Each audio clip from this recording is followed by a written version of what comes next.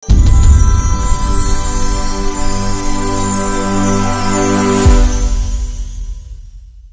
সেক্টরে কাজ করতে গেলে বা যে কোনো সেক্টরে কাজ করতে গেলে আমাদের ড্রয়িংটা একটা গুরুত্বপূর্ণ বিষয়। তো এখন এই ড্রয়িংটা কি দেখেন, এখানে কি আমাদের ফাঁকা জায়গা, তাই না? জি। এখানে কোনো কিছু নাই, আমরা কিছু দেখতেছি না। তাহলে এখানে আমি যখন একটা সার্কেল আঁকলাম বা একটা ত্রিভুজ আঁকলাম, জি, বা একটা রেক্টেঙ্গেল আঁকলাম বা একটা স্কোয়ার আঁকলাম, তখন কি আমার এগুলো একটা অবজেক্ট লাইন। অবজেক্ট আর অবজেক্টের লাইনগুলো হচ্ছে অবজেক্ট লাইন। অবজেক্ট যার মাধ্যমে লাইন, যে লাইনের মাধ্যমে অবজেক্ট আঁকা হচ্ছে সেটা হলো অবজেক্ট লাইন। ঠিক আছে? বা যে রেখার মাধ্যমে কোনো বস্তু দৃশ্যমান হয়, চিহ্নিত করা যায়, তাই না? হ্যাঁ হ্যাঁ, প্রশ্ন ম্যাডাম এটাই আছে যে দৃশ্যমান কোনটা করা হয়। দৃশ্যমান যে রেখার সাহায্যে বস্তু দৃশ্যমান করা হয় তাকে কি বলে? অবজেক্ট লাইন বলে। আর এখানে তো কিছু ছিল না। না ম্যাডাম, তাহলে আগে এখানে কিছু ছিল না, এখানে একটা আঁকলাম, আমার একটা বৃত্ত দৃশ্যমান হয়েছে। জি, একটা বৃত্ত দৃশ্যমান হয়েছে। জি ম্যাডাম। এই যে বৃত্তাকার যে লাইনটা, এটা হলো object line. Object line. Line, object line. তাহলে আমরা কি বলতে পারি? যে রেখার মাধ্যমে কোনো বস্তু অঙ্কন করা হয় সেটা হলো অবজেক্ট লাইন। Object line. যে রেখার মাধ্যমে কোনো বস্তু দৃশ্যমান হয় সেটা হলো অবজেক্ট লাইন। এটার মধ্যে কার কোনো প্রশ্ন আছে? না ম্যাডাম। আচ্ছা, এখন দেখেন, এই যে আমার একটা অবজেক্ট আছে, এখন কি মাপের দরকার আছে না? জি। এখন এখানে যদি এইভাবে থাকে, আমরা আর্কিটেকচার সাধারণত এইভাবে আঁকি, ঠিক আছে? এটা স্ট্রাকচারাল ড্রয়িং এর ক্ষেত্রে হয়। হ্যাঁ, আর্কিটেকচার স্ট্রাকচার এইভাবে আঁকি, কিন্তু মেকানিক্যাল ওরা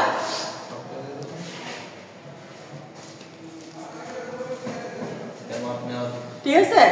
তাহলে এই যে দেখেন, এইটাকেই আমার আছে মনে করেন যে 2 ইঞ্চি বা 2 ফিট যাই বলে, এখানে আছে মনে করেন যে 1 ইঞ্চি। ঠিক আছে? তাহলে এখানে প্রশ্নটা কি হইতে পারে? যে রেখার মাধ্যমে বস্তুর পরিমাপ বোঝা যায়, যে রেখার মাধ্যমে বস্তু, তাই না? এটা হচ্ছে কি অ্যারো চিহ্ন। অ্যারো চিহ্ন সম্মিলিত রেখার সাহায্যে, যে রেখার অ্যারো চিহ্ন সম্মিলিত যে রেখার সাহায্যে পরিমাপ বোঝা হয়। পরিমাপ কি? এখানে পরিমাপ থাকতে পারে, মাপ থাকতে পারে, ডাইমেনশন থাকতে পারে। তিনটা শব্দটি কি একটা অর্থ। তাহলে আমরা কি বলতেছি এখানে?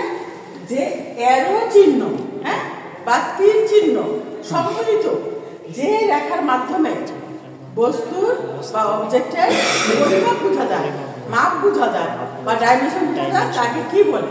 ডাইমেনশন লাইন বলে। Dimension line. এখন ডাইমেনশন লাইনের অপশনে যদি থাকে পরিমাপ রেখা, তাহলে সেম না? তাহলে এভাবে আমরা ডাইমেনশন লাইনের বিষয়টা বুঝতে পারলাম। যদি মনে করেন যে এখন একটা থাকলো যে এরকম একটা চিহ্ন দেওয়া থাকলো,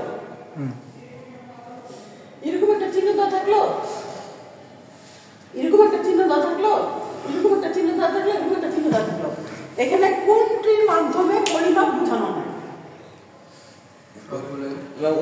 সবগুলাই উপরেরটা ম্যাডাম। তাহলে আমরা কি বলছি যে এইটা দিয়ে আমরা পরিমাপ বোঝাই, অথবা এটা দিয়ে পরিমাপ বোঝাই। হ্যাঁ, আবার মনে করেন যে এরকম থাকে অনেক সময়। জি, এটা তো বোঝায় সবগুলো ডাইমেনশন লাইন নাকি? এই যে এইটা ডাইমেনশন লাইন, এইটা ডাইমেনশন লাইন, এইটা ডাইমেনশন লাইন। আচ্ছা, বুঝা গেছে? জি ম্যাডাম। যদি ডাইমেনশন না থাকে, পরিমাপ থাকে, তাহলে পরিমাপ থাকে। জি। এখন এখানে আমি একটু ক্লিয়ার করে দেই, মানে কোষ 1 ফিট, ঠিক আছে? জি।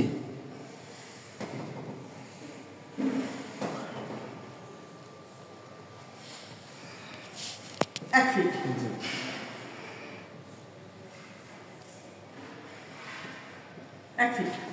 জি, ঠিক আছে? তাহলে এই যে আমি এরো চিহ্ন, তীর চিহ্ন চিহ্ন সম্মিলিত যে রেখার মাধ্যমে আমরা পরিমাপ বুঝাই, মাপ বুঝাই, ডাইমেনশন বুঝাই, সেটাকে পরিমাপ রেখা, ডাইমেনশন রেখা, মাপ রেখা বলে। তাহলে প্রশ্ন যেভাবে আসে কেন অ্যানসার দিতে কি কোনো সমস্যা? না ম্যাডাম, এর বাইরে আর কোনো শব্দ নাই। ঠিক আছে? আর এই প্যাটার্নের মধ্যে হলো অ্যারো চিহ্ন, এইটা, এইটা, ঠিক আছে তিনটাই। এখন মনে করেন যে প্রশ্ন প্যাটার্ন যদি চেঞ্জ হয়ে এইটা আসে, আমরা এরো চিহ্ন সম্মিলিত করছি, কিন্তু দেখা গেল যে এরকম একটা দেওয়া হলো, এটা দেওয়া হলো, তারপরে মনে করেন যে এরকম একটা দেওয়া হলো, হ্যাঁ, তারপরে মনে করেন যে এরকম একটা দেওয়া হলো, এরকম একটা দেওয়া হলো। নিম্নের কোনটি পরিমাপ রেখা? ওই যে প্রথমটা ম্যাডাম, নিম্নের কোনটি ডাইমেনশন? জি ওইটাই। নিম্নের কোনটি মাপ রেখা? জি। তাহলে আমরা যদি এই সম্পর্কে ধারণা থাকে আমরা সহজ হবে। এই যে আমরা এখন বুঝে গেছি ম্যাডাম। ধারণা থাকে, প্রশ্ন এভাবে আসলে সমস্যা নাই, এভাবে আসলে সমস্যা নাই। হ্যাঁ। যদি পরিমাপ রাখা কাকে বলে সমস্যা আছে? প্রশ্ন এভাবে আসলে মানে অথবা মনে করেন যে এইখানে এরকম আছে, এখানে চারটা আছে। পরিমাপ সরো দেন।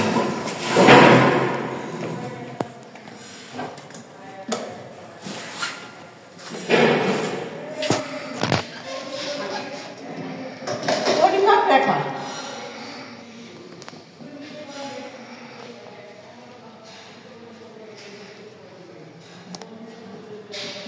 রেখা, ঠিক আছে? জি। এভাবে থাকলো। হ্যাঁ জি। হ্যাঁ, সবটাকে লিখে দিতে হবে। যে রেখার মাধ্যমে মাধ্যমে মাপ বোঝা, মাধ্যমে মাপ বা পরিমাপ বা ডাইমেনশন যাই বলে, বা পরিমাপ বা ডাইমেনশন, আমি প্রশ্ন দেখার না বললাম, জি বোঝা, মাপ বোঝানো যায়, মাপ বোঝায় তাকে কি বলে? তাকে পরিমাপ, ডাইমেনশন বা মাপ বোঝায়। পরিমাপ, ডাইমেনশন, সংক্ষেপে দেখি ডাইমেনশন বা মাপ রেখা বোঝায়। তাহলে কি আমার এটা থাকলে সমস্যা নাই, এটা থাকলে সমস্যা নাই? না কোনো সমস্যা নেই। আমরা একসাথে লিখে দেবো যে একদা যে রেখার মাধ্যমে মাপ বোঝা যায় তাকে ডাইমেনশন, যদি প্রশ্ন থাকে ডাইমেনশন লাইন, ডাইমেনশন লাইন, হ্যাঁ। যদি পরিমাপ থাকে তাহলে পরিমাপ, নাইলে মাপ, যদি মাপ থাকে তাহলে মাপ। আর চিহ্ন ক্ষেত্রে এই তিনটা সিম্পল। ম্যাডাম, তিনটা হচ্ছে, একটা হচ্ছে অ্যারো চিহ্ন, একটা হচ্ছে স্ট্রাকচারের, হ্যাঁ, আর এটা নিচেরটা লাইন, এটা লাইন চিহ্ন, ক্রস লাইন। আচ্ছা আচ্ছা, বা ওইভাবে তো শব্দ থাকবে না, না। এই সিম্পল সিম্পল গুলো থাকবে। সিম্পল। সিম্পল থাকবে। সিম্পল যেরকম থাক না কেন আপনার ওইটাই আসবে, অ্যান্সার এটাই আসবে। পরিমাপ রেখা দিলে যে রেখার মাধ্যমে পরিমাপ বোঝায় তাকে পরিমাপ বলে। পরিমাপ বলে। বা তার যে ডাইমেনশন একই জিনিস আছে। ডাইমেনশন বুঝানো হয় সেটাকে ডাইমেনশন বলে। একটা আসবে তিনটা অ্যান্সার একটা মাপ রেখা যে মানে একটা ইয়াতে তিনটা আমরা অপশন পেয়ে গেলাম, একই উত্তর। আর এভাবে তাহলে বুঝে যাবে না? জি ম্যাডাম। এখন দেখেন এরো চিহ্নের সাথে দুইটা বিষয় আছে, তাহলে আমার তো ডাইমেনশনের কোনো প্রবলেম আছে? না ম্যাডাম। আচ্ছা, মনে হয় এখানে একটা এলিমেন্ট আছে। জি আমরা ছোটবেলায় 5 থেকে তো মোটামুটি আঁকা শিখছি, তাই না? জি ম্যাম। জি বিজ্ঞানে আমরা আঁকছি যে বায়োলজিতে আঁকছি, একটা জবা ফুলের অঙ্কন করছি না? জি। আমরা একটা ফুল এঁকে এখানে ফুল এঁকে পাতা, হ্যাঁ, তারপরে এটা কি লেবেল করছি না এভাবে? জি ম্যাডাম। যে লেবেল করছি না, এটা হচ্ছে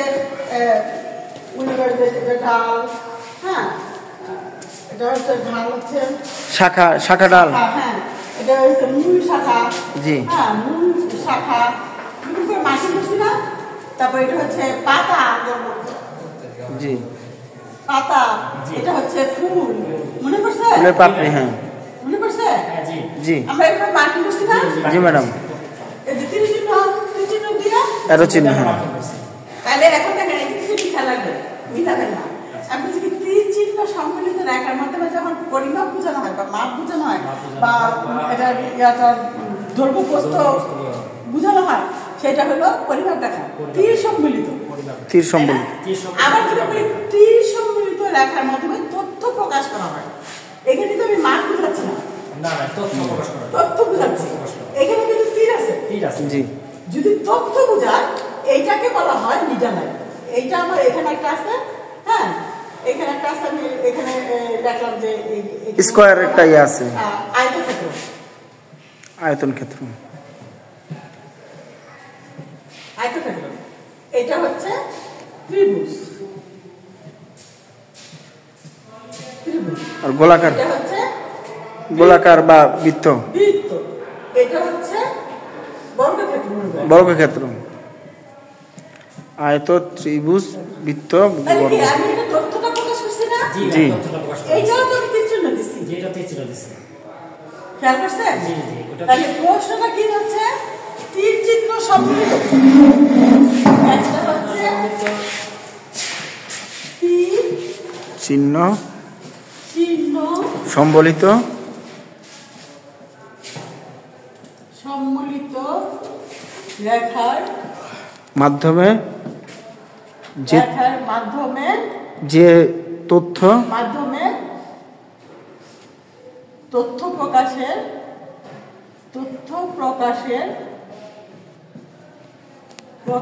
রেখা বা লাইনকে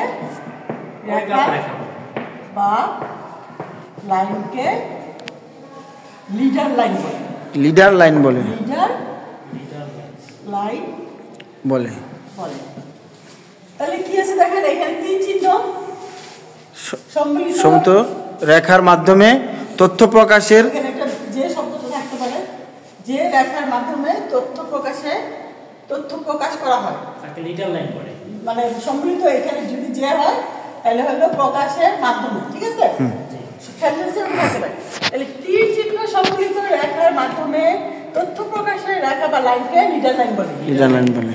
আর এইটাই সেম কথাটাই থাকলো, হ্যাঁ, তথ্য প্রকাশের জায়গায় থাকলো পরিমাপ, ডাইমেনশন, মাপরেখা,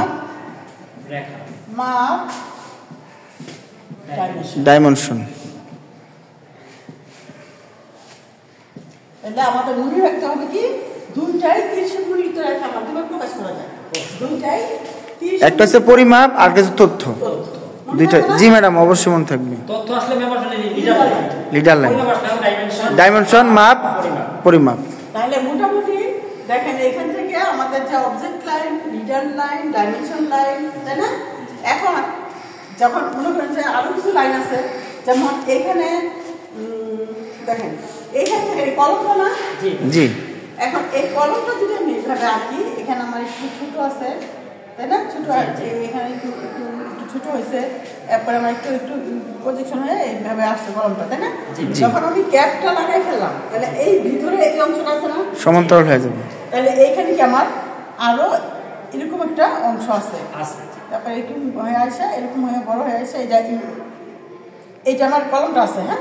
তাহলে এই ভিতরে আমার এই অংশটা আছে, জি আছে। কিন্তু আমি যখন কলমটা বন্ধ করে ফেলতেছি, কি দেখতে পাচ্ছি না ম্যাডাম, যে বস্তু বা অবজেক্ট আছে কিন্তু দৃশ্যমান হয় না, সেইটা প্রকাশের জন্য এভাবে আমরা হিডেন লাইন, ড্যাশ লাইন, এটা হিডেন লাইন, এটা হলো হিডেন লাইন। মানে যে বস্তু আছে কিন্তু দেখা যায় না, তাকে হিডেন লাইন বলে, শর্টকাট হিডেন লাইন। ঠিক আছে, এর বাইরে কিছু আসা মতো না। তাহলে আমরা কি লাইন শিখলাম? ডাইমেনশন শিখলাম, শিখলাম, এবার তথ্য লিডার লাইন, বর্গক্ষেত্র, অবজেক্ট। আর কোনো প্রশ্ন আছে কিনা? না ম্যাডাম। প্রশ্ন এখন যেভাবেই আসুক না কেন, সংজ্ঞা দিলেও আমরা পারবো, ট্রু ফলস দিলেও পারবো, যদি আমাদের কিরকম শুধু সিম্বল দেয় তাইলে আমরা পারবো। এখন কার কোনো সমস্যা থাকলে বা প্রশ্ন থাকলে বলেন, আমি আবার বুঝাই। তো ঠিক আছে, ধন্যবাদ। ড্রয়িং থেকে কিন্তু কিছু প্রশ্ন আসবে, যেমন ডাইমেনশন থেকে একটা প্রশ্ন আসতে পারে, পরে আসবে বিভিন্ন প্রকার সিম্বলগুলো একটু আপনাদের শীট দেওয়া হয়েছে, বই দেওয়া হয়েছে, তাই না? যে জিনিসগুলো আমাদের বেশি ব্যবহার করা হয় সেই ধরনের বিষয়গুলোই আসে। দেখেন এই চেক বার, এভাবে কি এভাবে চেক বারটা প্রকাশ করা হয়, জি। তাহলে এই জিনিসটা দেখলে আমরা বলবো চেক বার। তারপর দেখেন ইউনিয়নের ক্ষেত্রে কি একটা বড় একটা ছোট, আর এটা কি ইউনিয়ন, তাই না? এরপর কি আমাদের, তারপর মনে করেন যে এটা কি এলবো, টি, তারপর মনে করেন একটা ক্রস, হ্যাঁ, এটা হলো ক্রস, তারপর মনে করেন যে একটু বড় দেখালো একটা রিডিউসার, এটা হলো ছোট, ঠিক আছে? তাহলে বড় থেকে ছোট দেখালে হলো রিডিউসার। এরপরে হচ্ছে আপনার কিছু ফিচার সিম্বল থাকতে পারে, যেমন হচ্ছে ইউরিনাল, বেসিন। এই যে মনে করেন যে এইভাবে যদি থাকে, এইভাবে যদি থাকে একটা বল, আর এখানে একটু দাগ থাকে, এটা হলো রেড সিঙ্ক, তাই না? জি। এটা সিঙ্ক। তারপরে এটা হলো কি এটা ইউরিনাল বেসিন বেসিন বেসিন আর ইউরিনালটা হলো এরকম আর ছোটটা এরকম ঠিক আছে জি ইউরিনাল সেটটা একটু ছোট একটু একটা বল থাকে ভিতরে আর একটা থাকবে না বা ফসেটের চিহ্নটা থাকবে না এরকম পিকচার থাকবে ম্যাম ওটা আমাদেরকে বুঝতে হবে কোনটা কি কিন্তু ওটাতে কানেকশন পাইপ দেওয়া থাকবে একটা ওই যে লাইন ইয়া করার জন্য তারপরে মনে করেন যে এখানে এটা হলো কমোডের সিম্বল কমোডের সিম্বল ঠিক আছে বাচ্চা বাজবে না যেহেতু আপনাদের বাচ্চা বেরিয়ে নাই তারপর দেখা যায় বাচ্চাটা একটু বড় থাকবে এই পাশটা একটু এরকম থাকবে আর এই পাশটা একটু রাউন্ড থাকবে এটা এখানে একটা এ থাকবে একটা ফসেট থাকবে এটা হলো বাচ্চাদের সিম্বল তারপরে লং প্যান্ট এই যে এইভাবে একটা হোল থাকবে এখান থেকে এইভাবে এসে এরকম থাকবে তারপরে এখানে একটু প্রেস থাকবে আপনি ম্যাম বুঝাই যাবে যে হ্যাঁ এটা বোঝা যাবে দেখলে আসলে ড্রয়িং থেকে মোটামুটি এই ধরনের প্রশ্ন আসে থাকবে তারপরে মনে করেন যে বায়োলজিক্যাল হ্যাজার্ড থেকে চিহ্ন আছে কিছু জি হ্যাজার্ডের চিহ্ন বিপজ্জনক হ্যাঁ বিপজ্জনক চিহ্ন ড্যাঞ্জার চিহ্ন আছে না জি ড্যাঞ্জার চিহ্ন তারপরে যে একটা ডোর থাকে যে ডোর দিয়ে দেখানো যে মানুষ একটা যাচ্ছে তাই না মানুষ যাচ্ছে তার বাইরে দিকে চিহ্ন তারপরে যে ফিমেল টয়লেট মেল টয়লেট আছে না জি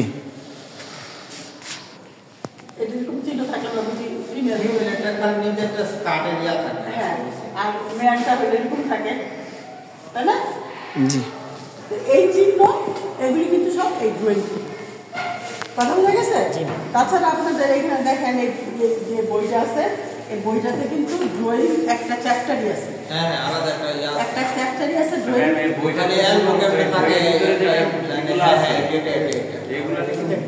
এই বইয়ে প্লাম্বিং ড্রয়িং সম্পর্কে যে বিষয়গুলি আমি আলোচনা করলাম এখানে সবকিছুই আছে ম্যাম বইয়ের যে ইগুলো আছে মডেল যে অবজেক্টিভগুলো আছে অবজেক্টিভগুলো পড়লে রিটেনে পাস করা যাবে যে কোনো ভাবে প্রশ্ন আসে না কেন ম্যাডাম গ্রুপে দিয়ে দিছে না তারপরে দেখেন এই যে এখান থেকে কিছু সিম্বল যে বিপজ্জনক সিম্বল আছে আছে না জি ম্যাডাম এটা কিছুক্ষণ আগে বাহুদ্দিন ভাই আমাদেরকে ইয়া করছে এটা নিয়ে এই সিম্বলটা নিয়ে বাহুদ্দিন ভাই আমাদেরকে